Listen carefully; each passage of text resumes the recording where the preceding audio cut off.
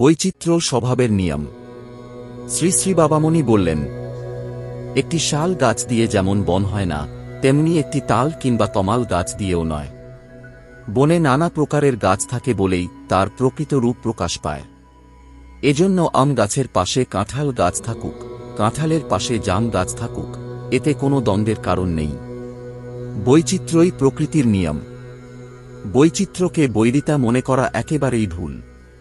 মানুষের মুখ যেমন একে অন্যের থেকে আলাদা, তেমনি তাদের ভাব ও ভাষাও ভিন্ন। কিন্তু এ কারণে কি মানব সমাজ গঠন অসম্ভব হয়ে পড়েছে? বরং এই ভিন্নতার মধ্য দিয়েই সমাজ তৈরি হয়। আজ ভারতবর্ষের উত্থানের ভাবনা শতস্থ মনীষীর মনকে আলোড়িত করছে। এখন আমাদের ভেবে দেখতে হবে, দেশের প্রত্যেকটি প্রতিষ্ঠানকে যদি একটি নির্দিষ্ট দলের সীমানায় আবদ্ধ করে ফেলা হয়, তবে তা মুক্তির পথে অন্তরায় হবে। বরং বিভিন্ন প্রকারের প্রতিষ্ঠান মাথা তুলে দাঁড়াক, তাদের বৈচিত্র্য সংরক্ষিত থাকুক। বৈচিত্র্যহীনতা কখনো ঐক্যের চিহ্ন নয়, বরং একসঙ্গে এক লক্ষ্য অর্জনই প্রকৃত ঐক্য। দেশের সেবা করার জন্য আমাদের লক্ষ্য সুস্পষ্ট হওয়া উচিত, পাশাপাশি জাতীয় বৈশিষ্ট্যও বজায় রাখতে হবে।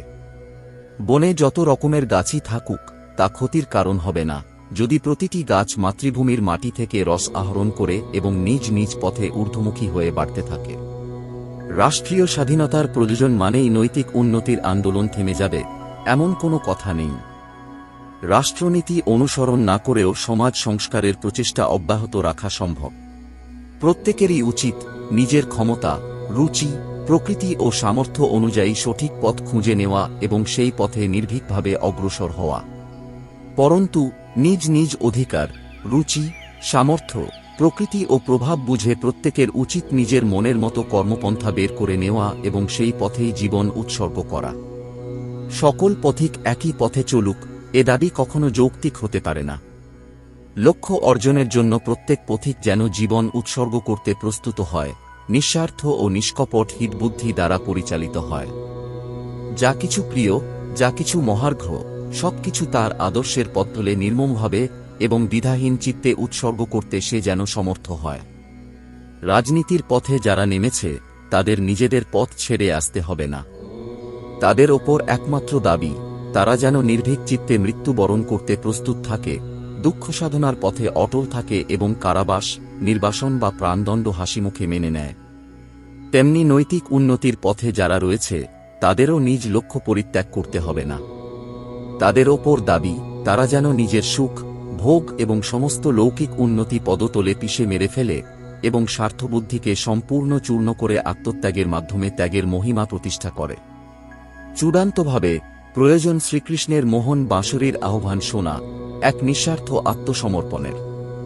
কৃষ্ণ যখন বাঁশি বাজাতেন, রাধা শুনতেন, রাধা রাধা, চন্দ্রাবলী শুনতেন, চন্দ্রা চন্দ্রা, এবং বিশাখা শুনতেন, বিশাখা বিশাখা, সবাই পাগলের মতো ছুটে যেত যমুনার তীরে।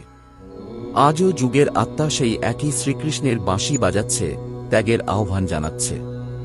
কেউ শুনছে রাজনীতি, কেউ শুনছে ধর্ম, কেউ শুনছে সমাজ, যার যেমন কান সে তেমন শুনছে।